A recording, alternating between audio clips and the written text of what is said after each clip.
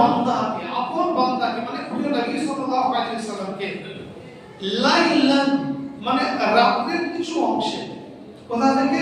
মিনাল মসজিদুল হারাম ইলাল মসজিদুল আকসা, মসজিদে হারাম হতে মসজিদে আকসা পর্যন্ত।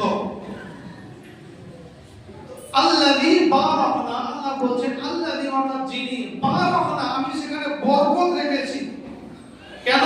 লিনুরিয়াহু যেন তিনি দেখেন, নবী করিম সাল্লাল্লাহু আলাইহি ওয়াসাল্লাম যেন তিনি পরিদর্শন করেন, যেন দেখেন, মিন আয়াতিনা আমার নিদর্শন সমূহ, আমার নিশানি যেন আমার রাসূল দেখেন।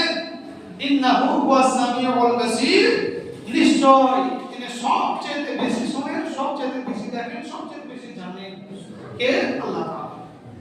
দেখুন এই আয়াতের মধ্যে এত কিছু ঢোকানো রয়েছে, আল্লাহু আকবার। যদি প্রত্যেকটা অক্ষরের বা শব্দের ব্যাখ্যা আমরা শুনি তাহলে অনেক সমস্যার সমাধান হয়ে যাবে।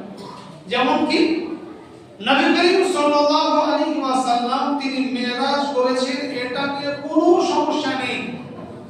মুসলিমদের প্রত্যেকটা মাযহাব এক বাক্যে স্বীকার করেছেন নবী সাল্লাল্লাহু আলাইহি ওয়াসাল্লাম মেরাজ করেছেন।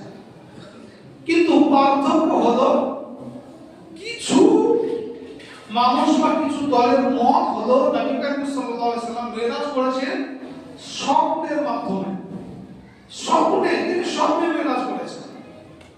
আর জমহুর উলামায়ে কেরামগণ অর্থাৎ অধিকাংশ সাহাবায়ে কেরামগণ, তাবেঈন, উলামায়ে মুজতাহিদিন সহ অধিকাংশ উলামায়ে কেরামদের মত নবী করিম সাল্লাল্লাহু আলাইহি ওয়াসাল্লাম স্বপ্নকে নয়, জাগ্রত অবস্থায় সশরীরে স্বয়ং আল্লাহর সঙ্গে দিদার করেছেন।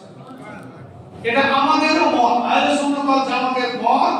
হুজুর সাল্লাল্লাহু আলাইহি ওয়াসাল্লাম তিনি জাগ্রত অবস্থায় সশরীরে তিনি মেরাজ করেছেন। দেখুন মেরাজ সম্পর্কে আলোচনা করলে পরে অনেক লম্বা সময় প্রয়োজন, কিন্তু সে অত লম্বা সময় নেই। তো হুজুর সাল্লাল্লাহু আলাইহি ওয়াসাল্লাম যে মেরাজ করেছেন, মেরাজ থেকে আমাদের তওবা দিয়েছিলেন, সে তওবাটা সবাই জানে। সেটা কি? নামাজ। কতটা নামাজ দিয়েছিলেন? 50 ওয়াক্ত। কমতে কমতে 5 ওয়াক্তে টিকে রয়েছে, কিন্তু সওয়াব নেকি সেই 50 ওয়াক্তেরই আছে। সুবহানাল্লাহ, সুবহানাল্লাহ। কি বলা গেল?